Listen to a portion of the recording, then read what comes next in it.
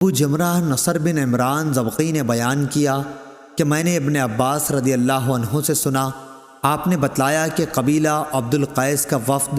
نبی کریم صلی اللہ علیہ وسلم کی خدمت میں حاضر ہوا اور عرض کی کہ یا رسول اللہ، ہم ربیہ قبیلے کی ایک شاخ ہیں اور قبیلہ مضر کے کافر ہمارے اور آپ صلی اللہ علیہ وسلم کے درمیان پڑتے ہیں،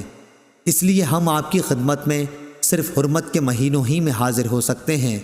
کیونکہ ان مہینوں میں لڑائیاں بند ہو جاتی ہیں اور راستے پرامن ہو جاتے ہیں۔ آپ ہمیں کچھ ایسی باتیں بتلا دیجئے جس پر ہم خود بھی عمل کریں اور اپنے قبیلے کے لوگوں سے بھی ان پر عمل کرنے کے لیے کہیں جو ہمارے ساتھ نہیں آ سکے ہیں۔ حضرت صلی اللہ علیہ وسلم نے فرمایا کہ میں تمہیں 4 باتوں کا حکم دیتا ہوں اور 4 چیزوں سے روکتا ہوں: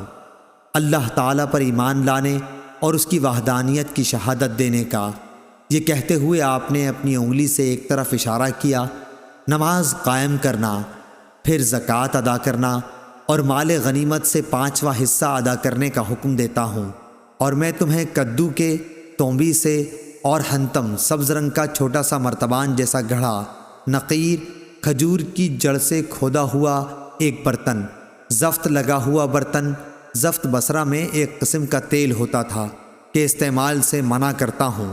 سلیمان اور ابو نعمان نے حماد کے واسطے سے یہی روایت اس طرح بیان کی ہے: الایمان باللہ شہادہ ان لا الہ الا اللہ، یعنی اللہ پر ایمان لانے کا مطلب لا الہ الا اللہ کی گواہی دینا۔ صحیح بخاری حدیث نمبر 1398۔